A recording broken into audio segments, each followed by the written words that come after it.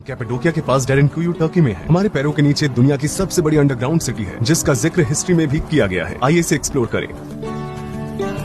1960 के दशक की शुरुआत में एक आदमी अपने घर को रेनोवेट कर रहा था। जब उसने अपने घर की दीवार को तोड़ा तो उसने देखा कि ये रास्ता एक रहस्यमय कमरे की ओर जाता है और उसके बाद उसने सुरंगें भी देखी। फिर उसने अपने हाथ में टॉर्च पकड़ी और छानबीन करना शुरू किया। छानबीन करने के दौरान उसे समझ आया कि ये सुरंगें और भी आगे जाती हैं। उसे ये नहीं पता था कि ये जगह दुनिया की सबसे बड़ी अंडरग्राउंड सिटी है। यहाँ पे रहने की जगह है, सप्लाई रूम्स हैं, बेशक जानवर भी हैं। इसलिए यहाँ अस्तबल, मिशनरी स्कूल, एक चर्च, व्हाइट हाउस और एक बड़ा सा कब्रिस्तान भी है। तो सवाल ये उठता है कि ये लोग सांस कैसे लेते हैं। यहाँ पर इस तरह की वेंटिलेशन स्पेस है, लेकिन इसे रेस्टोरेशन के दौरान बंद कर दिया गया था। एक शेल्टर इधर, एक उधर। ऐसा कहा जाता है कि इस अंडरग्राउंड सिटी में एक साथ 20,000 लोग रह सकते हैं। और ये किचन एरिया, ये जो आप देख रहे हैं, उसे तंदूरी कहा जाता है। एक पारंपरिक अनातोलियन फ्लोर फर्नेस। वे यहाँ अपनी रोटी चिपकाते थे और अपना मांस पकाते थे। यहाँ पर 2 कड़ाही भी हैं। बेशक यहाँ एक चिमनी है जिसकी मदद से धुआं बाहर निकलता है, वो चिमनी है। आप ऊपर देख रहे हैं, ऊपर आप धुएं के धब्बे देख सकते हैं। लोग रात में खाना बनाया करते थे ताकि उन पर किसी का भी ध्यान न जाए। जाहिर सी बात है कि रात में धुआं दिखाई नहीं देता है। हर एक परिवार के पास अपना खुद का किचन नहीं था। वे सभी इस कॉमन एरिया का इस्तेमाल करते थे। इन हॉलों में, जैसा कि आप देख सकते हैं, वे अपना खाना रखते थे, जैसे कि जौ या गेहूं। AD 30 के बाद जब यीशु मसीह ने भविष्यवाणी की थी तो पहले तो ईसाई आसानी से अपने लिए कोई सुरक्षित जगह ढूंढ नहीं पाए। वे खतरे में थे। दूसरी सेंचुरी में ये ईसाई अंतक्य काइसेरिया आए और फिर यहाँ पर आए। बेशक वे अंडरग्राउंड होकर आक्रमणकारियों से छिपना जानते थे। ये मजबूत पत्थर जिन्हें आप देख रहे हैं, वे ज्वालामुखी से बने हुए हैं। अब ये बहुत सख्त हो गए हैं क्योंकि ये जब हवा के कांटेक्ट में आते हैं तो ये सख्त हो जाते हैं। हालांकि अगर आप इस लेयर को खोदेंगे तो आप देखेंगे कि दूसरी, तीसरी या गहरी लेयर्स बहुत सॉफ्ट है। और इन पत्थरों को खोदकर उन्होंने यहाँ एक अंडरग्राउंड सिटी का निर्माण किया। ये 150 या 160 के दशक की बात है। यीशु के जन्म होने के बस कुछ ही समय बाद उनके कुछ दादा दादी ने शायद यीशु मसीह को देखा भी होगा। रोमन साम्राज्य आइडोलेटर्स थे और उस समय वे ईसाइयों को अपने साथ नहीं रखना चाहते थे। उस समय साम्राज्य उनके प्रति बहुत क्रूर था, इसलिए फिर इन ईसाइयों ने अंडरग्राउंड होकर अपने धर्म की रक्षा की। हो सकता है कि अगर ये ईसाई यहाँ नहीं छिपते तो शायद आज ईसाई धर्म नहीं होता। इस रहस्यमय अंडरग्राउंड सिटी में इंसानों के जीवित रहने के लिए जिस भी चीज की जरूरत थी वो यहाँ पहले से ही मौजूद थी। लेकिन यहाँ गहराई में क्या है?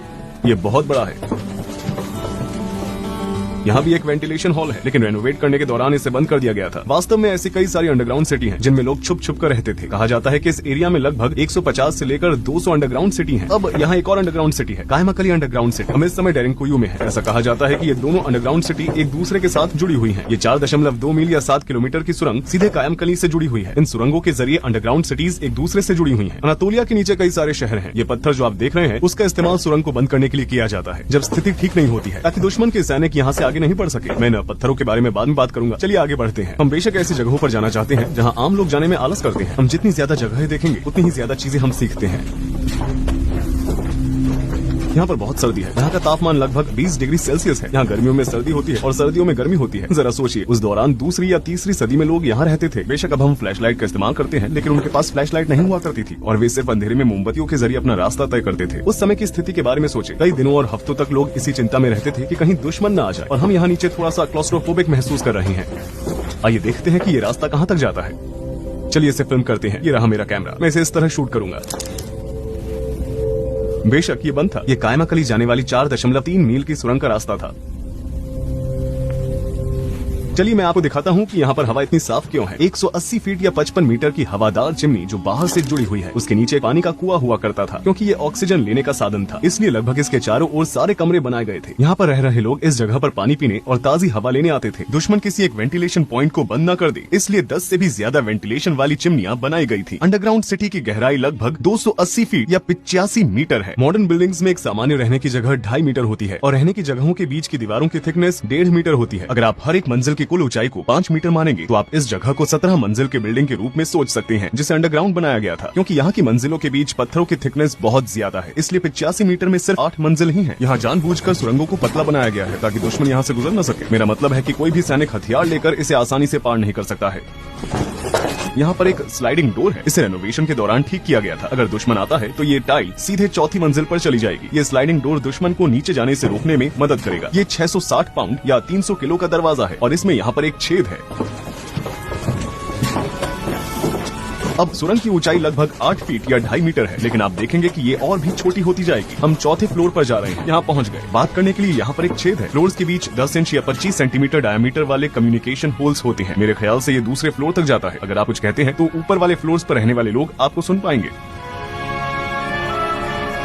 अब हम एक लंबी सुरंग से गुजरेंगे जो 7वीं मंजिल तक जाती है, या दूसरे शब्दों में -7। हमें ध्यान से चलना होगा ताकि हम फिसले नहीं। आप यहाँ छोटे छोटे कमरे देख सकते हैं। यहाँ एक और स्लाइडिंग डोर है। चलिए मैं आपको कुछ दिखाता हूँ। यहाँ पर एक छोटा सा कमरा है। वे इस भारी दरवाजे को पीछे से धक्का देते थे और चौथे फ्लोर से 7वें फ्लोर तक किसी को भी जाने से रोकने के लिए सुरंग को बंद कर देते थे। यहाँ पर सुरंगों का जाल भी बिछाया गया है। जब दुश्मन के सैनिक प्रवेश करेंगे तो वे इन सुरंगों से गुजरेंगे, लेकिन ये सुरंगें उन्हें कहीं पर भी लेकर नहीं जाएंगी और यहाँ सैनिकों की जान भी चली जाती थी। जब वे यहाँ पर आते तो वे पीछे से स्लाइडिंग डोर को बंद कर देते थे ठीक उसकी तरह और सैनिकों को खत्म कर देते थे। यहाँ तक कि आज की तारीख में भी एक आम सबवे बनाने में 4 से 5 साल का समय लगता है। 1800 साल पहले जब मॉडर्न टूल्स और मशीनें उपलब्ध नहीं थी और बिजली भी नहीं थी, तो इस जगह को कैसे बनाया गया था? सिर्फ खुदाई करने के लिए ही इसमें हजारों मजदूरों की जरूरत पड़ेगी। अंडरग्राउंड से ली गई रेत और पत्थरों का कुल वजन लगभग 5 मिलियन टन से भी अधिक हो सकता है। अब हम 7वीं मंजिल पर हैं। यहाँ पर एक चर्च बनी हुई है। जैसा कि आप देख सकते हैं कि यहाँ पर क्रॉस लगे हुए हैं। इसके अलावा इस जगह को भी क्रॉस शेप में बनाया गया है। यहाँ पर क्रॉस का बड़ा हिस्सा है और छोटा हिस्सा भी है। वे सिर्फ यहाँ पर प्रार्थना ही नहीं करते थे बल्कि सीक्रेट मीटिंग्स भी करते थे। उन लोगों के बारे में सोचें, वे बाहर जाने से डरते थे और अंदर रहकर कैंडल के जरिए प्रार्थना करते थे। ईसाई यहाँ पर कई दिनों तक बिना उजाले के रहे। वे एक दूसरे के इतने करीब थे कि उन्होंने यहाँ बिना किसी और को देखे कई दिन गुजारे। इस फ्लोर पर एक कब्र कमरा भी है। ये सुरंग जो आप देख रहे हैं वो सीधे कब्रिस्तान की ओर जाती है। यहाँ